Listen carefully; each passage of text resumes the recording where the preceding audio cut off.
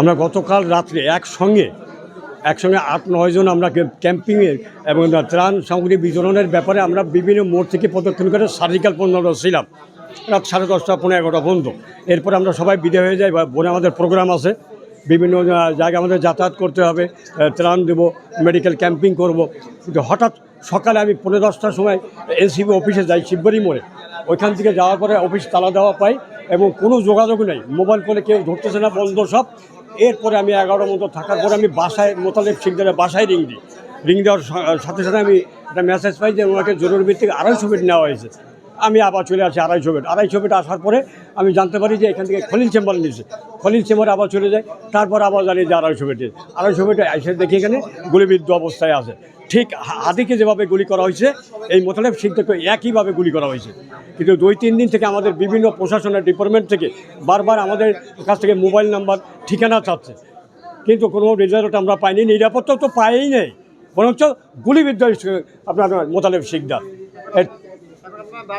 আমাদের দাবি অনতিবিলম্বে তদন্ত সাপেক্ষে এর ব্যবস্থা নিতে হবে, অন্যথায় আমরা আমাদের কেন্দ্রের লিডারের মাধ্যমে আমরা যে কোনো ব্যাপারে একটা সিদ্ধান্ত নেব। সন্দেহের তালিকা এখন আমরা কারে দেবো মনে করে আমরা দেওয়ার মতো দেখে নেবে, হয়তো বিরোধী কোনো শক্তি আমাদের উপরে অ্যাটাক করছে হাতির মতন, এছাড়া আর কিছুই না। এখানে আসার পরে জানতে পারলাম যে এই যে মোতালেব, জি তিনি হলো এনসিপি নেতা এবং তিনি কিছুদিন আগে হাদির বিষয়ে কথা বলছিল এবং সেই কথা বলার পরে কিন্তু এই শত্রুতা। হ্যাঁ, এটাকে আপনি কি মনে করেন? না, এটা আমাদের সন্দেহের তালিকায় আছে যে হাদির ব্যাপারে আমরা মিছিল মিটিং করছি, মিলাদ মাহফিল দিয়েছি, আন্দোলনের শরিক হয়েছি।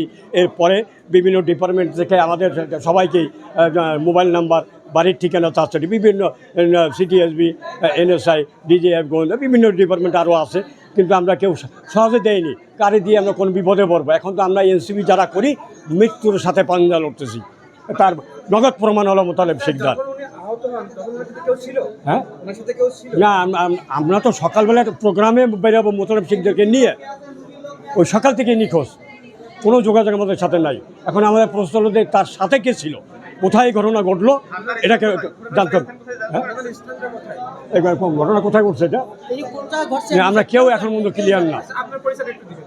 আমি খুলনা জেলা জাতীয় শ্রমিক শক্তির আহ্বায়ক মোহাম্মদ আশরাফুজ্জামান। জব করি তো, খলিল চেম্বার তো জব করি 28 বছর, তা আমি তো কিছুই জানি না। আমার বৌমা আমার 11টার সময় ফোন দিয়েছে, কাঁদতেছে, কয় আপনি তাড়াতাড়ি আসেন, আপনার ছেলের গুল্লি করছে। কোথায় গুল্লি করছে? কয় আমি জানি না, 250 বেড নিয়ে গেছে। তখন আমি অফিসে লাফাই পড়ে চলে এসেছি। না, ওর কোনো শত্রু নেই, জানি যে আমার সন্তানের কোনো শত্রু নাই, ও খালি এই রাজনীতির ভিতরে এই এনসিবির রাজনীতি করতে গেছে, আর কোনো শত্রু নেই। আমি জানছি 11টার সময় হয়তো হাদির বিষয়ে আমাকে অফিসের ভিতর দিয়ে হাদি নিয়ে কত গ্যাঞ্জাম হয়ে যায়। আমাদের অফিসে, খলিল চেম্বারের অফিসে এক জায়গায় 5 জন বইলে হাদি নিয়ে দিক কত গ্যাঞ্জাম হয়ে যায়। মনে হয় এইসব কথা বলতে হয়তো পত্রিকারে কইছে নাকি, ওই ঢুকি শত্রু, এই আর কোন শত্রু নেই।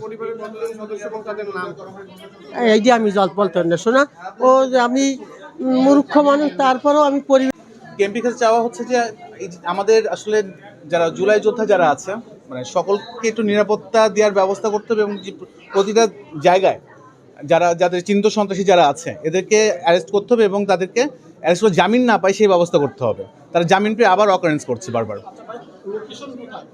লোকেশনটা এক্স্যাক্টলি এখন জানতে পারিনি আমরা।